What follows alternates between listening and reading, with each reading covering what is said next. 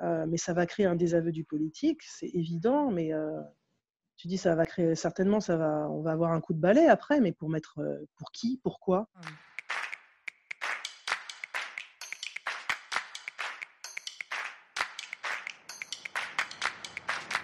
Est-ce que tu penses il pourrait y avoir un recul au niveau des droits des femmes, par exemple? Ah ben bien entendu, parce que ce ne sera pas la priorité. Enfin, je sais pas, tu as vu l'exemple de la Pologne? En tout cas, ben, le pays est confiné comme nous et ils sont en train de passer une loi là, pour criminaliser l'avortement. Et donc, c'était déjà un combat que les femmes en Pologne avaient réussi à gagner, mais c'était il y a quand? C'était il y a très peu de temps, c'était il y a 2-3 ans. Mais ils ont remis ça sur la table. Donc oui, ouais, oui, oui, moi je m'inquiète. Moi je m'inquiète parce que ça sera pas la priorité. Mais j'aurais voulu te parler un petit peu aussi de, pour moi, ce qui serait différent au niveau dans les pays du Sud, parce que je trouve qu'il y a une des analyses des féministes latino-américaines qui sont aussi, qui nous mettent aussi en exergue certaines choses, euh, notamment celles qui ont connu les coups d'État. Donc l'Amérique latine a connu au siècle passé des coups d'État très importants, violents, et la perception du confinement peut être vécue par ces femmes comme à nouveau une violence de l'État pour réprimer. Il y avait beaucoup de mouvements sociaux qui avaient repris une force importante. Hein. Allez, je vais prendre l'exemple que sans doute ça te parle, ce qui sont les gilets jaunes en France. Eh bien, le fait qu'il n'y a plus de possibilité de se réunir, ça a permis de casser des mouvements.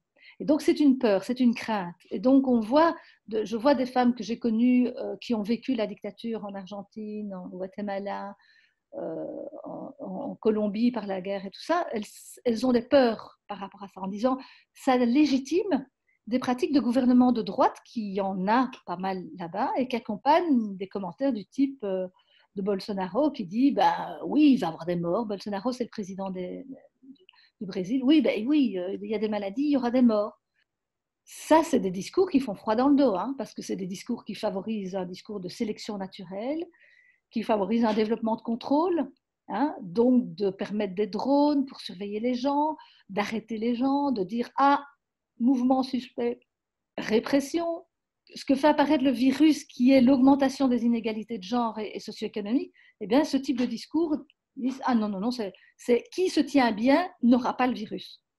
Et on voit que les femmes dans les pays du Sud se situent beaucoup plus dans le secteur informel de la production et des services.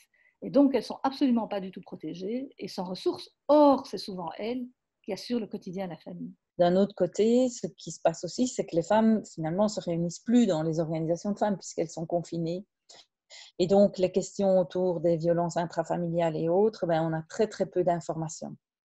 Il faudrait vraiment aller faire plus de porte-à-porte parce que ce n'est pas comme ici où il y a une ligne verte. À Dakar, oui, il y a une ligne verte à Dakar, ça existe.